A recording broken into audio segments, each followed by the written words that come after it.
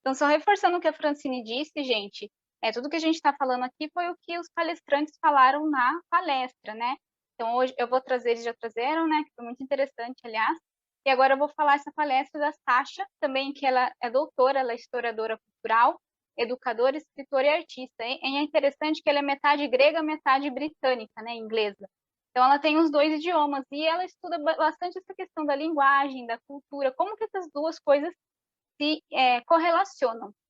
Então, vou falar um pouquinho, né, o que eu entendi humildemente da palestra dela, porque ela que é a especialista. Então, a primeira coisa, assim, que ela trouxe, da gente refletir o quanto que um idioma, ele influencia, ele está ligado com um local, uma região, um país, né, e também até a questão da Grécia, como que tudo foi se formando para ser a Grécia do jeito que a gente conhece hoje, como era naquela época e como é hoje. Então, ela falou assim que o idioma tem essa importância de conectar a cultura com a história de um local. Porque toda a questão da história, ele tem ligação com o idioma, né? Igual essa imagem que eu coloquei, algumas tábuas de grego antigo. Então, quem vai estudar mesmo, os historiadores lá do local, os pesquisadores, eles sempre vão ter que entender o idioma, não tem jeito, as coisas são muito conectadas. Então, se a gente até pensar, se a gente não sabe o idioma de um lugar, é difícil a gente acessar todo o conteúdo daquela história daquele local. Óbvio que hoje a gente tem as traduções para o inglês, né, para o português muito pouco, mas mesmo assim alguma coisa ali se perde. Por isso que essa questão do idioma é tão interligado. É o jeito que as pessoas se comunicam naquele lugar, é o jeito que as coisas acontecem, é o jeito que elas se conectam, né? E aí uma coisa interessante que ela fala, sempre eu vejo esse debate também, até depois eu vou entrar sobre a pronúncia do nome de Hecate, mas aí ela falou uma coisa que eu achei interessante, que ela falou que o grego falado hoje é o mesmo grego falado na antiguidade. Então tem muito esse debate, a pronúncia tá certa, tá errada, né? Principalmente do nome de Hecate, cada lugar pronuncia de um jeito. Mas ela falou que assim, o grego foi evoluindo, né, como idioma, foi sendo simplificado, mas que ele é a mesma coisa. Se não me engano, ela falou que lá pelo segundo século da Era Comum, meio que se estabeleceu o pronúncia, tudo é igual no Brasil, assim, até pensei numa comparação, porque a gente tem todos os estados, tem os tipos de palavras que a gente usa, às vezes, para chamar a mesma coisa, né? Depende da cidade, a região, mas todo mundo se entende. A gente fala o idioma português. Aí tem o pessoal de Portugal, de Angola, enfim. Eu imagino que funciona mais ou menos assim. Então, as pessoas se comunicam, elas têm essa união do idioma. Então, para a gente pensar nisso, o quanto se preservou essa cultura deles, né, por conta do idioma, que é bem mais antigo do que o Brasil, né? O Brasil é um país bem jovem se a gente comparar com a cultura deles. Então, se a gente pensar nisso que eu falei para vocês, da relação do idioma com o local e essa ligação com a cultura, será que a gente pode retirar algo de alguma cultura, então de origem, no caso lá da Grécia, né, e do jeito que é que a cutucada, flutuada lá, sem alterar como que era nessa origem? Será que alguma coisa não muda, né? E se a gente pode retirar, então, que é o que acontece, porque a Hecate hoje em dia está sendo cultuada no mundo inteiro. Qual que é o papel da língua, né? Daquele povo com o que foi retirado? Então, se a gente está aproveitando isso da cultura deles, o que afeta isso? Se a gente não conhece o grego, e até quem é grego, né, tem essas questões que o grego continua, mas tem outras, o jeito que eles escreviam mudou, então tem tudo isso para a gente refletir. E se a gente separa o idioma da cultura e do local, o que resta, né? E daí ela até falou que isso não é um julgamento de certo ou errado, que a gente tem que saber grego, ou a pessoa tem que ser grega para cultuar Hecate, por exemplo, e outros deuses. Mas sim uma questão da gente parar para pensar, né? Quais são as essências disso? Como que isso afeta o contexto das coisas que a gente faz hoje, por exemplo, do Deipno, né? Que é uma tradição que já vinha desde lá, mas que, óbvio, não tem como ser igual, porque era outro povo, outro contexto, outra cultura. E aí ela trouxe uma reflexão bastante sobre o exílio. Na verdade, essa palestra da Sasha, como eles só tinham uma hora para falar, eu acho que ela não conseguiu falar tudo, que ela ia se aprofundar bem mais, né? Principalmente focando na parte do exílio, porque ele é a primeira menção, então, que a gente tem na literatura, né, de forma bem formal, bem literal, sobre Hecate na Teogonia, que ele trouxe no século 8 antes da Era Comum, antes de Cristo. E aí é interessante, isso é uma informação que ela trouxe que eu realmente não sabia, achei muito legal. A gente pensa, o Exíduo, ele trouxe então na Teogonia a origem de todos os deuses, que como é o texto antigo, é o que meio que a gente se baseia hoje. Mas o Exíduo não era uma pessoa que conhecia tudo ali da região, sabia tudo, de tudo, né? O que passa a entender que ele tem super conhecimento. Mas ele não era uma pessoa que era tão viajada assim. Então, da onde que veio essas histórias que ele transformou em poema, esses mitos, né? Vem da tradição oral dali da região de Delfos e Euboea, não sei se é essa palavra certinho em português, mas acredita-se até que sejam, então, mitos que ele teve contato com as sacerdotisas de Apolo. E aí ele transformou em poema e transformou nessa linguagem universal que a gente tem acesso até hoje. Então, aí, outra reflexão, né, que a Sasha trouxe. Como que é possível que a teogonia ela tenha se tornado essa referência da história dos deuses, da origem deles, inclusive falando sobre Hécate, sendo que cada pequena tribo lá na Grécia, ela tinha os próprios dialetos, e apesar de eles terem a mesma raiz, né? Então eles tinham próprias tradições deles, os próprios rituais. Eles falavam a mesma língua, mas era muito diferente de uma cidade para outra. Tem coisas até que a gente lê de Hécate que fala, olha, não é da Grécia no geral, e sim de Atenas, né? Onde eles encontraram esses resquícios, e aí era assim, mas cada lugar era tão diferente. Então, como que acontecia essa comunicação? Como que eles encontravam um ponto em comum?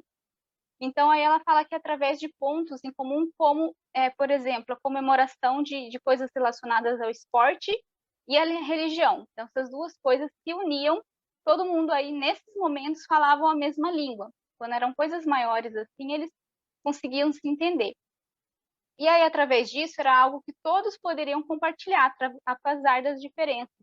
Então, Exídio trouxe essa questão de pegar, ao invés de ele pegar assim, características específicas de cada tribo, de cada região dos deuses, ele meio que fez um apanhado assim da essência desses deuses, da história deles, da origem deles, e fez o poema dele, por isso que virou tão referência assim.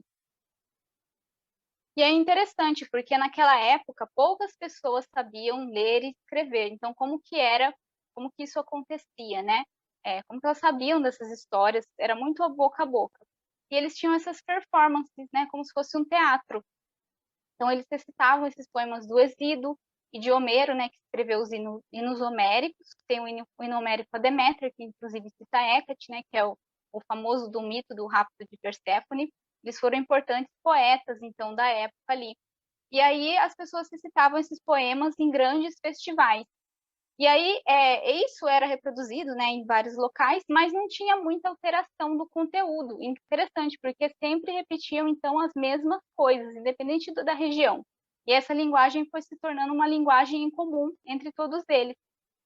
E ela até coloca que esses dois autores, né, o Exídio e o Homero, eles fizeram algo muito inteligente, porque eles removeram ali os elementos locais, muito específicos de cada local, e aí eles usavam um local distante. Então, por exemplo, ao invés de falar Zeus nasceu na tal cidade, porque aquela cidade queria que Zeus tivesse nascido na região deles, né? Era o que eles queriam trabalhar e a tradição deles. Outra cidade, por exemplo, Zeus nasceu em outro lugar. Então, aí ele colocou em outro lugar, colocou o Olimpo, esse local distante, e daí todo mundo, tá bom, não é aqui, não é lá, é no Olimpo. E aí que essa linguagem se tornou algo tão universal para eles, de forma que todo mundo podia aceitar sem puxar sardinha, assim, vamos dizer, para ninguém, né? E aí a gente pensa também, da onde que o Exídio era uma pessoa tão respeitada, e o Homero também, para eles poderem falar isso e escrever esses poemas, e as pessoas aceitarem dessa forma e tornar o que se tornou, que até hoje a gente respeita muito, né, de estudar sobre a teogonia, para entender sobre Hécate e tudo mais. Então, eles falavam que ele não estava falando dele só, mas ele estava sendo inspirado pelas musas. Então, as musas eram esses seres, né, que criou ali todas as ciências, que inspiravam essas pessoas para dizer isso. E aí, sim, tinha esse respeito, como se eles estivessem falando através das musas. E aí, nessa parte, a Sasha, ela juntou um pouco com a questão do pan-helenismo.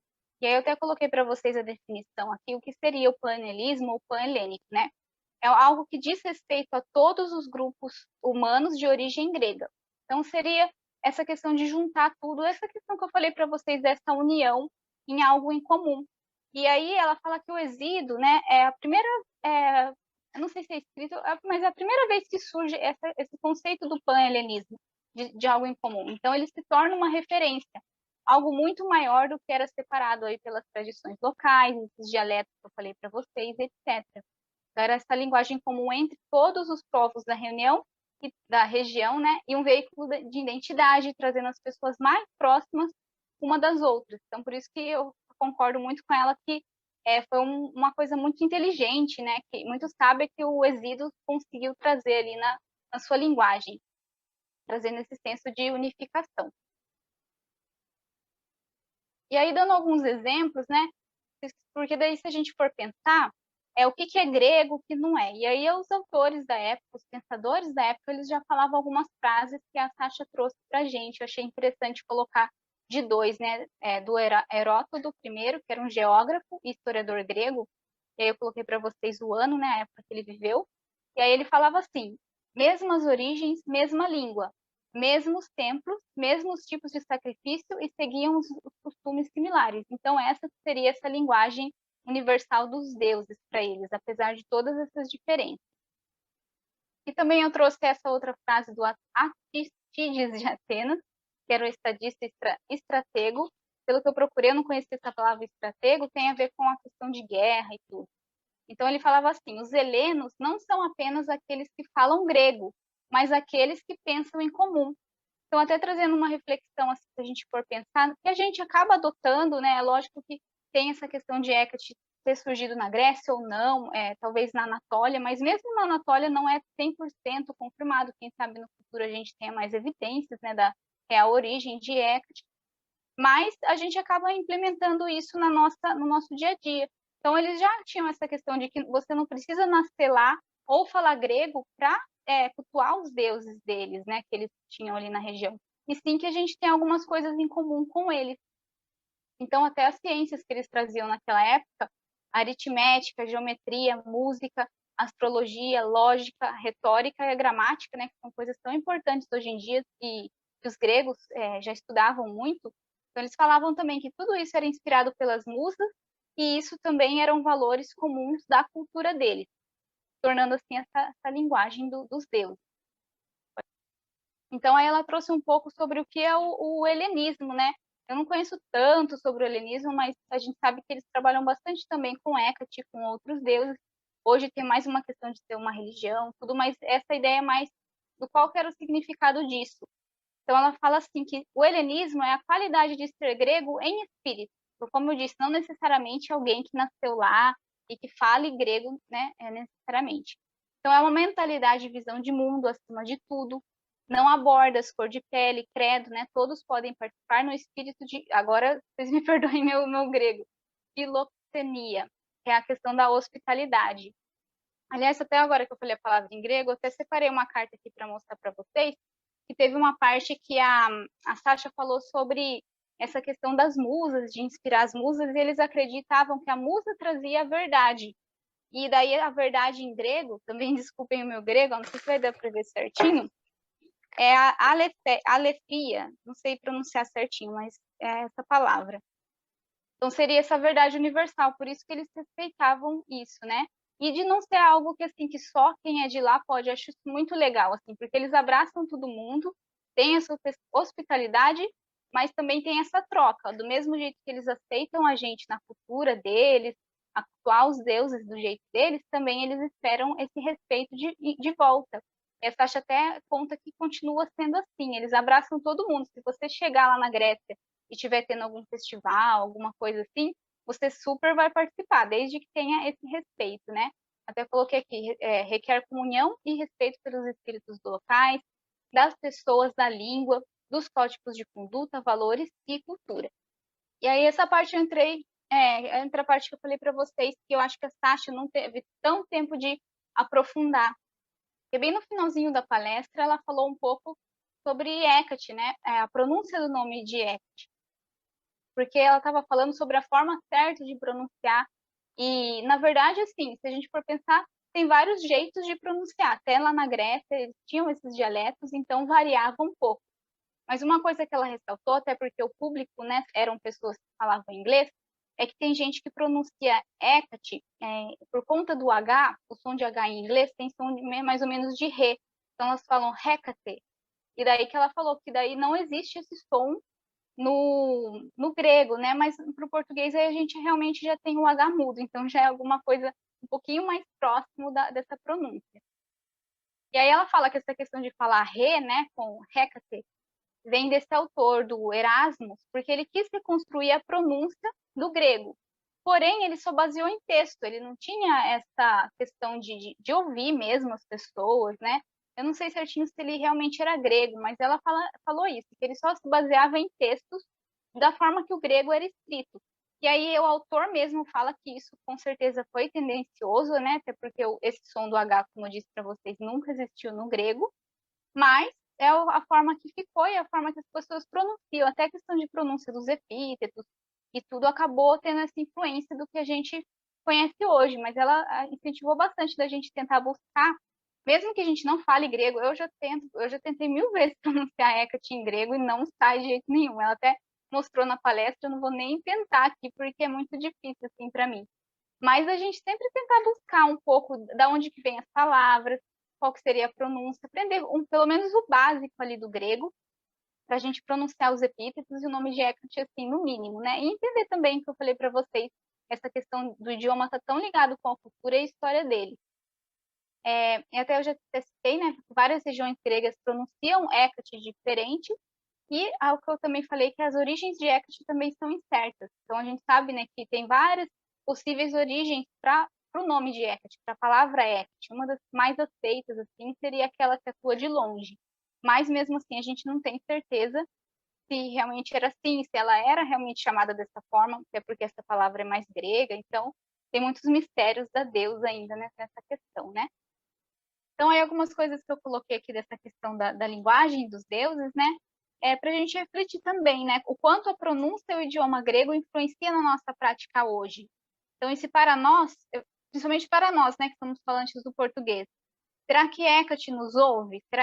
Qual que é essa importância do idioma? É preciso falar grego ou não? Há uma coisa universal, né? Coloquei essa questão de Hecate nos ouve, a gente sente que sim, né? Independente do idioma, mas eu queria conversar com vocês o que vocês pensam. Será que a gente precisa pronunciar o nome dela certinho, né? Até já aconteceu no meu canal, bem no comecinho que eu abri o canal, uma pessoa veio comentar assim, Hecate não te ensinou pronunciar o nome dela certo, porque você fala Hecate com T, né? E eu fiquei tão chateada assim quando eu vi, eu falei, nossa, será que isso realmente importa? E também tem outra questão, não só isso, mas é o meu sotaque, né? De onde eu nasci, no interior do estado de São Paulo.